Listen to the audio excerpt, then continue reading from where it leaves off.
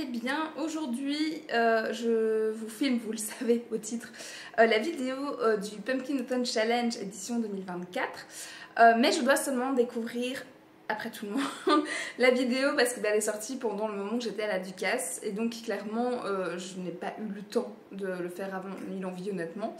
Mais maintenant que c'est derrière, ça y est, je vais en profiter du coup pour filmer aujourd'hui cette vidéo avant de reprendre le boulot, vu que je travaille dans les internats, donc c'est le même rythme scolaire. Et du coup, j'ai ce petit créneau entre deux, et à nouveau, il fait juste mourant de chaud, il fait 29 degrés dehors. Donc j'ai essayé d'être au max dans le thème, mais on est en version petite robe légère.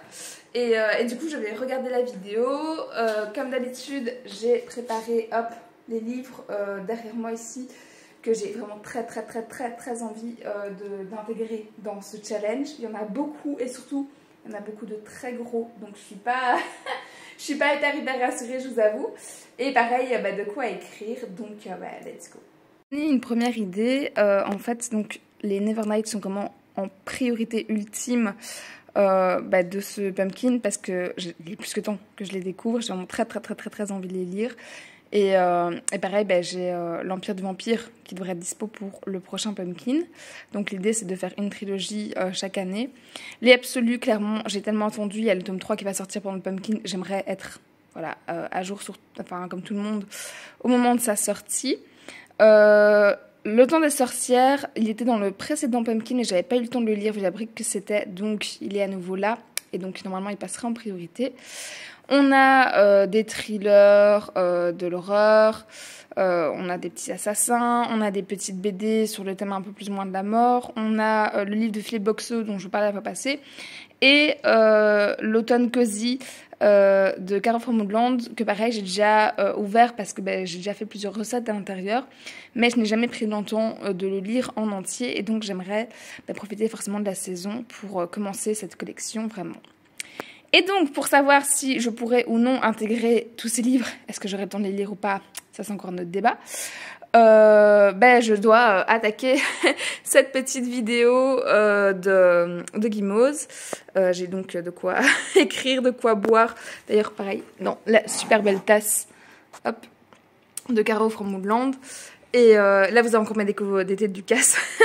Mais voilà, je vais donc découvrir cette vidéo de Guimauve. Et donc, let's go. Bonjour, bienvenue dans le domaine des citrouilles. Je suis Guimauve, la pumpkin mama. Ok, je vous retrouve. Franchement, je suis en train de suer. Cette matière est beaucoup trop chaude alors que c'est une petite robe. Mais bref, j'ai visionné la vidéo de Guimauve, forcément. J'ai pris du coup toutes mes petites notes. J'ai fait quelques modifications. Et là, le drame. Je n'ai pas réussi à placer un seul Nevernight dans toutes les catégories de cette année. Du coup, j'ai décidé de prendre le palier Dragon Glouton, où donc c'est 9 catégories sur 12, où je fais à chaque fois 3 des 4 catégories des menus plutôt.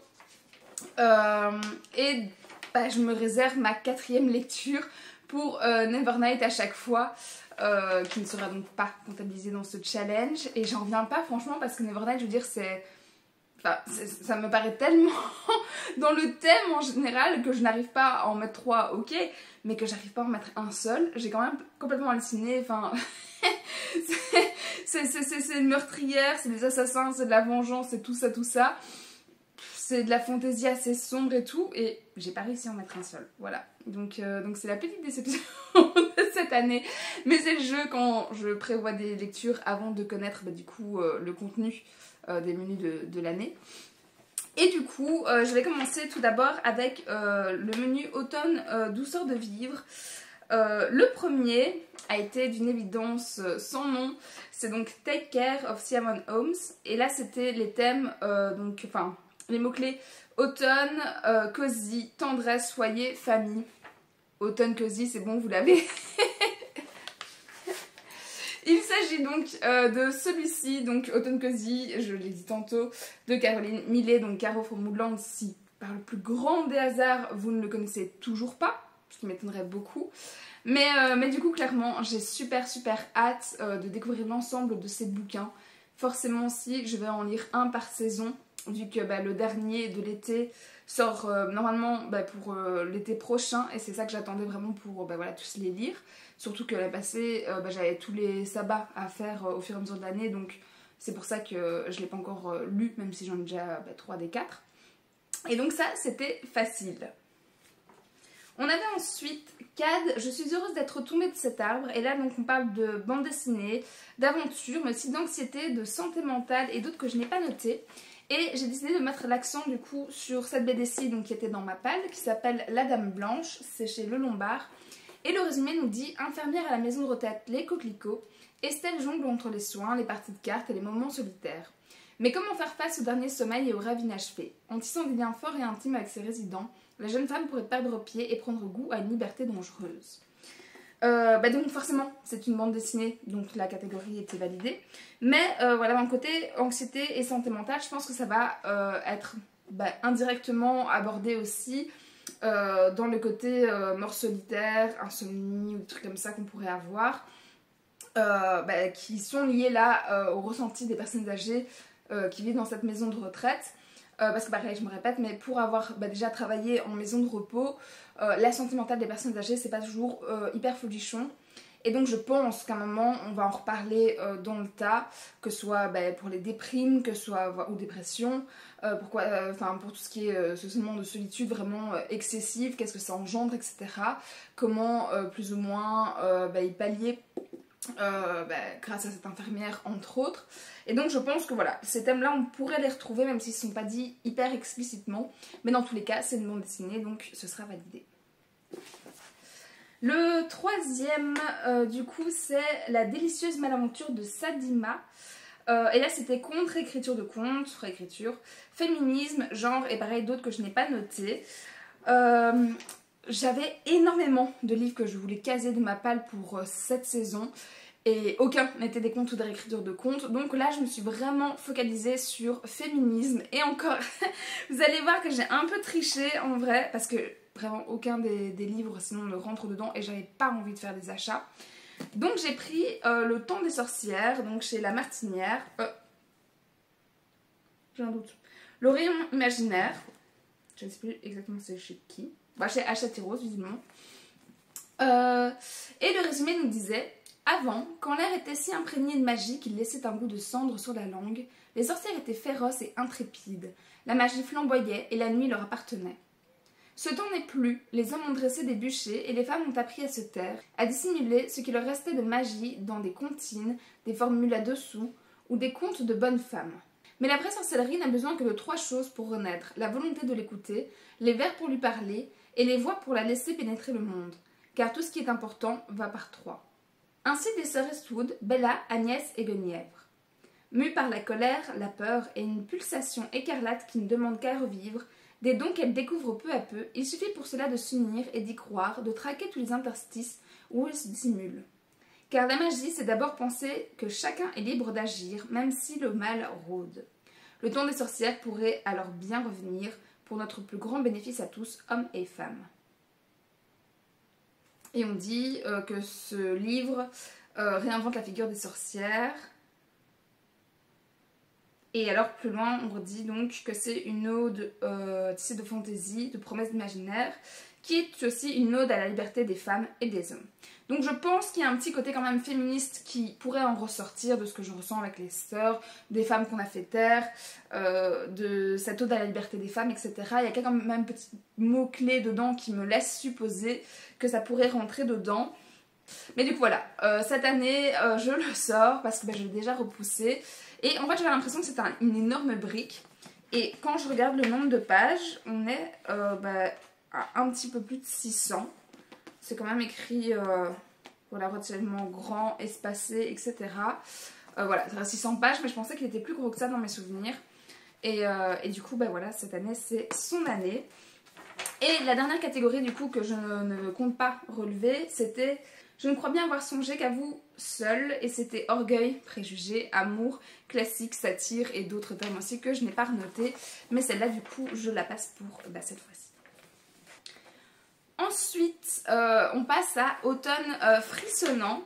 Et là, le premier sélectionné, c'est Le Crâne qui parle. Et on parlait de gardiens, de cimetières, de squelettes, de zombies, de médiéval, de sorcières. Et forcément, j'ai hésité à mettre Le Temps de sorcière dans cette catégorie-ci. Et finalement, j'en ai profité pour mettre celui-ci, donc X, dont le résumé disait « Bienvenue à Black Spring. Black Spring est hantée par une sorcière dont les yeux et la bouche sont cousus. Elle rôde dans les rues et entre chez les gens à sa guise. Les habitants s'y sont tant habitués qu'il leur arrive d'oublier sa présence, ou la menace qu'elle représente. Car chacun sait ce qui leur arrivera s'il la touche ou écoute ses chuchotements. Et si la vérité sort de son enceinte, la ville entière disparaîtra. Pour empêcher la malédiction de se propager, ses habitants ont développé des stratagèmes et des techniques de pointe. Mais un groupe d'adolescents décide de braver les règles et les interdits en plongeant Black Spring dans un atroce cauchemar. Voilà, c'est un livre que j'avais de très longue date dans ma wishlist, que je vois passer tous les ans, je pense, dans le Pumpkin. Et du coup, j'étais très curieuse de le découvrir un jour par moi-même, parce que je vois beaucoup de retours qui disent qu'on est vraiment dans de l'horreur. Donc pareil, j'ai hésité avec la catégorie suivante, que je vais vous dire juste après du coup. Mais voilà, ce côté sorcière était évident. Ce côté gardien, j'ai l'impression qu'ils sont un peu plus ou moins plus gardiens du secret, de son histoire, etc. Du fait que ça se propagerait ou non, donc indirectement je l'associe un petit peu comme ça aussi. Cimetière, squelette, etc. je verrais. Zombie médiéval, ça à mon avis pas du tout. Mais du coup voilà, j'ai très hâte, je suis très curieuse de découvrir ce récit de sorcière. Et puis je verrai ce que ça donne, mais vraiment je suis curieuse, c'est vraiment le mot je pense. Puis dans ce même menu, où j'ai hésité vraiment à le placer, c'était fenêtre cassée, porte ouverte, et là on parlait de thriller, horreur, huis clos, peur, suspense, etc. Et donc j'avais hésité forcément pour ce côté un peu horreur, huis clos dans la ville ou quoi, mais j'en ai profité pour insérer ce livre-ci, donc le chuchoteur de Donato Carisi, dont le résumé nous dit « 5 petites filles ont disparu, 5 petites fosses ont été creusées dans la clairière. Au fond de chacune, un petit bras, le gauche. Depuis le début de l'enquête, le criminologue Gavila et son équipe ont l'impression d'être manipulés. Chaque découverte macabre les oriente vers un assassin différent. Lorsqu'ils découvrent un 6e bras appartenant à une victime inconnue, ils appellent un renfort, Mila Vasquez, experte en affaires d'enlèvement. Dans le huis clos d'un appartement, Gavila et ses agents vont échafauder une théorie à laquelle nul ne veut croire. Un époustouflant thriller littéraire inspiré de faits réels. Ce qui m'a vraiment décidé à le mettre ici, pareil, plutôt que dans l'autre, voilà, on parlait aussi de squelettes ou ce genre de choses, c'est que du coup c'est un thriller et surtout on parle d'un huis clos. Enfin voilà, le mot en tout cas est dit dans le résumé, même si on va passer d'un endroit à l'autre. Et du coup voilà, je pense qu'on va avoir de la peur, je pense qu'on va avoir du suspense, etc. Des petits moments d'horreur quand on va décrire ces petits membres, etc. qu'on retrouve. Et pareil, celui-ci, mais je pense que ça fait plus de 10 ans qu'il était dans ma wishlist. Et je me suis dit, il y a un moment, on va arrêter, Lise, de juste le laisser traîner là. Et il faudra passer à l'étape suivante, le mettre dans ta palle. Et c'était très récent. Et pareil, je sais plus si... Je pense que je l'ai trouvé finalement la bouquinerie des mots bleus. Je pense. J'ai un doute. Mais bon, voilà. et clairement, du coup, il va y passer parce qu'il y a un moment, juste... il est temps que ce soit leur moment. Et en thriller, j'avais pas forcément envie de mettre un Tillier cette année parce que je prévois, pareil au prochain Pumpkin ou quoi, de lire une trilogie que j'ai dans ma bibliothèque. Je ne sais plus c'est quoi le nom du tome 1. Je crois que c'est le manuscrit inachevé avec Il était 2 fois et puis Labyrinthe, un truc comme ça. Et j'avais pas envie d'inclure toute la trilogie vu les grosses pavasses que j'avais vraiment envie de lire. Donc sortir un autre thriller, c'était un bon combo. Et donc ça y est, c'est son moment. Et pareil, j'espère que je vais l'apprécier autant que voilà, toute sa renommée, que des retours que je vois chaque année, ce genre de choses. Et puis je vous fais forcément un retour dessus dans tous les cas. Puis en 3e, on a des pancakes pour 11 et les mots-clés c'était science-fiction, super pouvoir, dimension parallèle, etc. etc. J'imagine que vous avez bien la ref de celle-là. Et j'inclus du coup le tome 2 d'Absolu, donc ici les effacés. Clairement, pour le mot-clé science-fiction, à défaut d'avoir pu mettre du coup les Never Night, j'ai réussi à intégrer la trilogie d'Absolu. Mais voilà, je ne connais que le résumé du tome 1. Donc c'était un petit peu compliqué de savoir, voilà, les résumés sont super longs et j'ai peur qu'ils me spoilent voilà, par rapport au tome 1. Donc je suis sûre que c'est de la science-fiction, c'est une dystopie, etc. Donc je me suis dit, hop, toi, tu vas là directement emballer, c'est pesé. Et oui, du coup la catégorie là que je zappe, c'est l'esprit et le corps en un instant séparé. Je l'ai pas dans le entier, mais je crois que c'est et pour l'éternité, retrouver, rassembler, quelque chose comme ça. Et là c'était Halloween, fantôme, possession, comédie et d'autres, mais du coup je ne le ferai pas non plus. Puis vous vous dites, bah c'est bien de me parler du tome 2, mais en fait parlons au moins du résumé du tome 1. C'est ce que je vais faire avec le menu automne crépusculaire. Donc le premier je l'ai mis dans la chute de l'or ailé. On avait Ange déchu, prophétie, mémoire, roman choral, envoûtant et pareil d'autres que je n'ai pas noté. Et du coup, pareil, là j'étais sûre et certaine de mon coup, on parlait d'un roman choral pour avoir rencontré donc, Margot Dessen aux Aliénales, je pense. C'était un peu sûr qu'il y avait plusieurs personnages parce qu'on pouvait choisir des petites cartes avec le personnage qu'on voulait. Donc ici j'ai pris Johanna sous les conseils des copines. Je sais que dans le tome 2, il y en a une qui s'appelle Lise. Donc si je la revois un jour et qu'elle fait à nouveau ses cartes, je prendrai du coup le personnage de Lise pour le tome 2. Et le résumé ici nous disait amis depuis l'enfance, Prime et Johanna ont un avenir prometteur au sein de la nation des Rites. Construites sur les ruines d'une Pologne ravagée, leur vie bascule le jour où ils sont choisis pour être envoyés dans la zone où rôde la chose. Les mobilisés n'ont qu'une mission, vaincre la plus dangereuse créature jamais créée par l'homme, ou mourir en essayant. 19 générations ont franchi les portes d'Azone et personne n'en est jamais ressorti. Pour Prime et Johanna, c'est un grand honneur, un sentiment que ne partage pas Edward, persuadé que ses talents de linguiste ne lui seront pas utiles de l'autre côté du mur. Leur arrivée tumultueuse dans la zone lui donne raison. Entre guerre de territoire et phénomènes de plus en plus étranges, la zone est un lieu de mystère et de non-droit.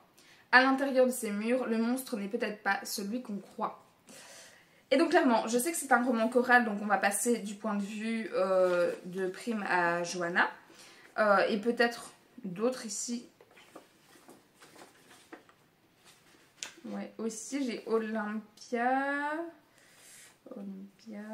j'ai Prime à nouveau, Edouard, enfin voilà, on passe vraiment dans un roman choral d'un point de vue à l'autre, d'un personnage à l'autre. Et donc clairement il va valider ma petite catégorie. Ça a l'air de parler plus ou moins aussi d'une prophétie parce que ils ont été désignés pour entrer voilà, dans cet endroit où, dans la zone où rôde donc cette fameuse chose. Je ne sais pas exactement ce que c'est évidemment vu que je ne l'ai pas encore lu. Mais du coup voilà, le tome 1 se trouve ici. Et alors pareil, le tome 3, que je n'ai pas en main vu qu'il n'est pas encore sorti, il sort en novembre. S'appelle Les Éveillés. Et donc je l'ai mis dans cette catégorie qui s'appelle Voyageuse contemplant une mer d'étoiles. On parle de romantisme, de rêve, de cauchemar, de mystère et d'autres mots que je n'ai pas notés. Et là vous vous dites peut-être, mais c'est quoi le lien? Alors pareil, j'ai vu large, ça s'appelle Les Éveillés et je n'ai aucune info en plus. Et voilà, et de toute façon je n'avais aucun autre livre pareil de ma bibliothèque à mettre dedans. Et du coup, je me suis dit, éveillé entre rêve et cauchemar, on est un peu dans le thème. Mystère, je pense que c'est quasiment sûr et certain, surtout pour ça que je l'ai mis, parce qu'il est dit dans le résumé du tome 1, il est dans les mots-clés du tome 2 sur Babelio, je crois. Donc voilà, je pense que dans tous les cas, je ne suis pas sûre qu'on ait déjà découvert quelle était la chose en question, donc je pense qu'il y a une part de mystère qui reste toujours là. Il y a des choses de toute façon à découvrir pareil sur le système plus ou moins politique qu'il y a autour. Donc voilà, donc je pense honnêtement qu'il rentrera dans cette catégorie. Je croise les doigts, si pas tant pis ce sera un loupé. Et du coup voilà, vraiment je suis mais juste hyper impatiente à l'idée de pouvoir enfin les découvrir et les lire, etc. Je m'attends à ce qu'on passe pas très loin en tout cas d'un coup de cœur, voire même d'un coup de cœur. Et du coup voilà, je suis vraiment surexcitée à l'idée de juste pouvoir enfin les découvrir, pouvoir acheter le lire directement. Je fais ça tellement peu souvent que clairement j'ai juste trop hâte de découvrir cette trilogie. Et alors le dernier que j'ai à vous présenter du coup dans cette sélection, c'est pour le règne des Follen. Follen? Je ne sais plus. Mais je crois que c'est des papillons. Mais je suis même plus sûre. Enfin bref, là on nous parle d'âme de vie, de mort, de messager, de transformation, de nocturne, d'autres mots que je n'ai pas notés. Et je pense que c'est ça, c'est les Follen, c'est les papillons de nuit, si je dis pas de bêtises et si j'ai bien compris ce que Gimos nous racontait. Et ben là j'ai réussi à mettre forcément le Philippe Boxeau avec la vie, la mort, les messagers, les âmes, et donc les morts ont la parole. Voilà, ça me paraissait tout indiqué.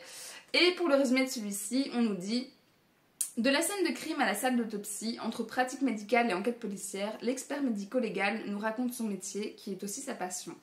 Il nous relate ainsi l'évolution du corps après la mort à travers des histoires de mouches, puis on est papillon et mouche, on sera sur, sur un petit thème ici. Puis il s'arrête sur cet homme qui pensait mourir d'un seul coup de feu et qui a dû s'y prendre à 14 reprises. Sur cet autre qui, en voulant se pendre, s'est finalement décédé d'une fracture du crâne. Sur ce meurtrier qui n'aura jamais dû consommer d'alcool, ou encore sur cette morte qui avait le mauvais goût de transpirer. Les histoires rassemblées ici sont toutes vraies, rien n'est inventé. Il n'y a d'ailleurs pas besoin d'inventer, la réalité se suffit à elle-même, tant l'imagination humaine est libérée quand il s'agit de mourir, de tuer, de se suicider, de faire disparaître un corps. Âme sensible, s'abstenir, ça je l'ai déjà dit au moment où j'avais fait le bookshelf tour ici il n'y a pas longtemps. Donc voilà. Un médecin légiste qui fait parler des morts, ça me semblait tout indiqué du coup pour un pumpkin, et c'est le dernier livre du coup de cette sélection puisque je ne fais pas le crépuscule des Cides, et là c'était elfes, démons, crépuscule, mythologie, légende, fantasy, et en fait aussi, bah si du coup Nevernight c'est de la fantasy, normalement c'est de la dark fantasy je pense. Ouais, j'aurais pu à la limite switcher le tome 3 des éveillés par le premier tome du coup de Nevernight. En soi ça ne change pas grand chose à cette sélection, étant donné que dans tous les cas je vais les lire. Mais peut-être que sur les templates, quand je le partagerai sur les réseaux, je switcherai peut-être pour mettre Nevernight 1 plutôt que Absolute 3, où je serais peut-être un peu plus sûre de mon coup. Mais bref, dans tous les cas, voilà, vous verrez que je vais les lire. En tout cas, je vais me dégager un maximum de temps pour me consacrer à toutes ces lectures qui me font terriblement envie, qui sont quand même assez conséquentes. Et du coup, voilà, j'ai vraiment tellement hâte de me lancer dans ce pumpkin. Voilà, de ce week-end, j'attaquerai pour le coup avec Nevernight tome 1. Et si pas, tant pis avec une des lectures que je vous ai présentées juste après dans tous les cas. Forcément vous aurez mes bilans chaque mois par rapport à toutes ces lectures là et d'autres que je rajouterai par-ci par-là si j'y arrive. Et du coup voilà, n'hésitez pas à me dire dans les commentaires comme d'habitude si vous partagez, si vous avez lu l'une ou l'autre de ces lectures de ces livres. Et voilà, pour ma part vraiment c'est un rendez-vous incontournable sur l'année. J'adore, je le dis tout le temps, mais j'adore ce que Gimos propose. Ici pour le dernier tome avec les crépuscules, elle nous a vraiment expliqué toutes ses recherches et ça avait l'air hyper intéressant sur le romantisme, sur certaines œuvres, etc. Voilà, je trouve qu'elle transmet vraiment hyper vite, hyper fort sa passion, et elle a vraiment tout cet univers qui lui est propre. Enfin moi, ce genre de personne, je suis admirative, j'aimerais être comme ça mais c'est pas le cas, tant pis. Et juste voilà, j'ai juste trop hâte de me plonger du coup voilà, dans tout cet univers au sens large, dans tout ce côté automnal, de pouvoir échanger du coup sur le groupe Facebook, sur les réseaux, sur le Discord aussi qu'elle a ouvert, et ça je vous renvoie directement à sa vidéo forcément si vous voulez plus d'infos. Mais voilà, c'est tellement complet, c'est tellement riche, c'est tellement comme une petite bulle en fait en automne. Que voilà, moi je suis devenue fan de l'automne honnêtement grâce à Gimos, parce qu'au début je détestais cette saison, et je pense que maintenant c'est quasiment en tout cas celle que je préfère, je pense. Ça se discute quand même. ça se discute. En fait, j'aime bien aussi le printemps. En fait, c'est toujours trop bizarre. Parce que j'adore le printemps, j'adore ressortir en fait de cette période automne-hiver très repliée sur soi où tout s'est mis en pause. J'aime ce côté de renaissance vraiment sur l'année que je ressens vraiment en moi aussi. Et en même temps, depuis les vidéos de Gimose, où je me suis vraiment au début raccrochée à ça pour être à l'inverse, elle m'a appris indirectement et sans le savoir à juste apprécier ces moments seuls, de repli sur soi, de cocooning à la maison, de savoir profiter de petites fêtes aussi, parce que je suis pas très fan en fait d'Halloween, contrairement du coup à l'été où je vais avoir des vacances, à la Ducasse aussi forcément aussi qui est dans l'été, à l'hiver où on va fêter Noël que j'adore aussi, etc. Vraiment l'automne n'avait pas vraiment de fête qui me parlait comme ça, que je vivais pleinement. Et donc j'ai appris au fur et à mesure des années et des pumpkins à célébrer aussi cette saison, à profiter différemment par des balades en forêt, par de la pâtisserie, par ces moments de cocooning avec un petit plaid, des petites bougies, etc. qui se met tout doucement en place et tout. Et plus le temps a passé et plus cette saison a gagné sa petite place dans mon cœur pour finalement je pense être la deuxième que je préfère sur toute l'année. Et du coup voilà, c'est trop con, mais ça m'a vraiment aidé au fur et à mesure des années où je pouvais passer dans des grosses périodes de déprime, voire plus, à juste attendre, savourer cette saison là. Et donc pour ça je suis très reconnaissante à Gimose qui n'a aucune idée d'avoir eu cet impact dans ma vie, mais vraiment maintenant je ne pourrais plus faire autrement que de participer. J'espère qu'il va durer encore des années et des années et des années, mais elle a tellement de créativité que je pense clairement qu'elle n'est pas là de s'essouffler. Ça a l'air de toujours la beauté, elle a adapté au fur et à mesure et tout, et donc vraiment je croise les doigts pour que ça dure encore pendant très longtemps. En tout cas, ce que j'ai appris moi de mon côté, je ne le perdrai jamais, et voilà, c'est pour ça que ce challenge est très cher à mon cœur. Et donc forcément n'hésitez pas à réagir sur cette vidéo pour dire si vous y participez aussi, si on a des lectures en commun, etc. On pourra peut-être faire des lectures communes sur l'un ou l'autre livre, ou ce genre de choses. Et puis voilà, moi dans tous les cas je vous souhaite d'excellentes lectures comme d'habitude durant cette saison, et je vous fais plein de bisous d'ici la prochaine vidéo.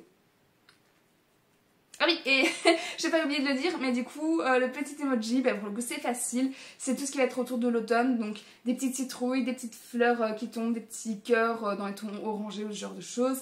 N'hésitez pas, pareil si vous voulez juste faire des petits coucous, moi ça me fait toujours hyper plaisir.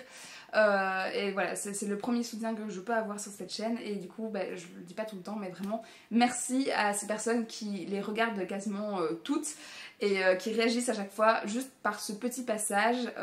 Voilà, je sais que vous êtes là, je pense à vous à chaque fois que je couvre cette caméra et que je monte mes vidéos, et du coup voilà, je vous fais aussi des petits bisous de ce côté là.